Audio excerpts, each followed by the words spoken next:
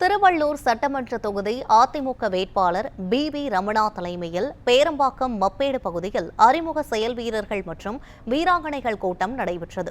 இதுகுறித்து பி ரமணாவுடன் நமது செய்தியாளர் தமிழன் நடத்திய கலந்துரையாடலை தற்போது காணலாம்.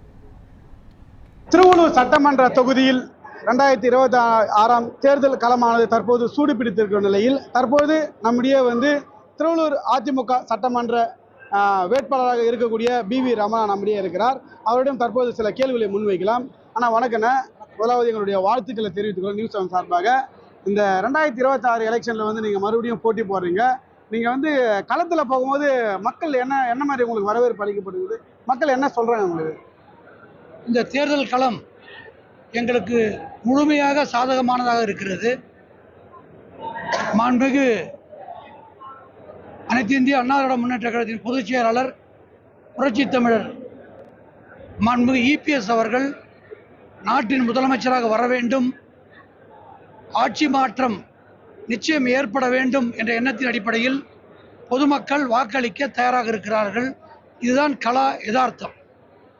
இப்போ தொடர்ச்சியாக நீங்கள் இந்த ஆலோசனை கூட்டம் நடைபெறுது. இந்த ஆலோசனை கூட்டத்தில் சட்டமன்ற உறுப்பினருடைய PA மணல் கொள்ளையில் ஈடுபட்டான்னு சொல்றீங்க. இதற்கான என்ன ஆதாரம் இருக்குது? எல்லாத்துலையும் நீங்கள் இந்த குற்றச்சாட்டை முன்வைக்கிறீங்க. நீங்கள்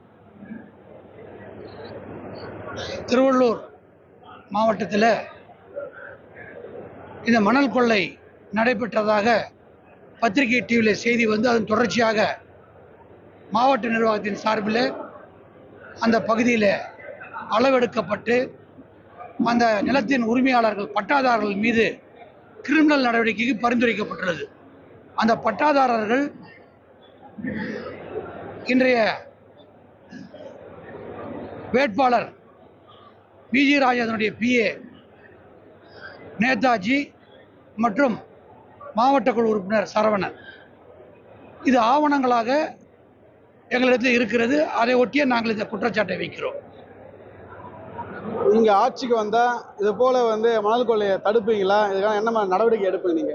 நிச்சயமாக மணல் கொள்ளை திருவள்ளூர் மாவட்டத்தில் நீர் ஆதாரங்களை அழிக்கின்ற மணல் கொள்ளை முழுமையாக தடுக்கப்படும், நிறுத்தப்படும்.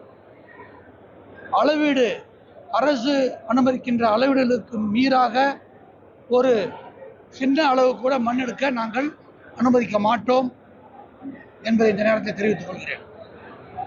தற்பொழுது பார்க்கலாம், அனைத்து இந்திய அண்ணா திராவிட முன்னேற்ற கழகத்தின் வேட்பாளருமான பி ரமணா தற்போது நம்முடைய தெரிவித்தது என்னவென்று பார்க்குமானால், அவர் வெற்றி பெற்றால் இந்த திருவள்ளூர் தொகுதியில் எந்த ஒரு கொள்ளை சம்பவம் அதே போல மணல் கொள்ளை சம்பவம் ஈடுபடாது என்று அவர் தெரிவித்துள்ளார். தமிழன் நியூஸ் 7 தமிழ், திருவள்ளூர்.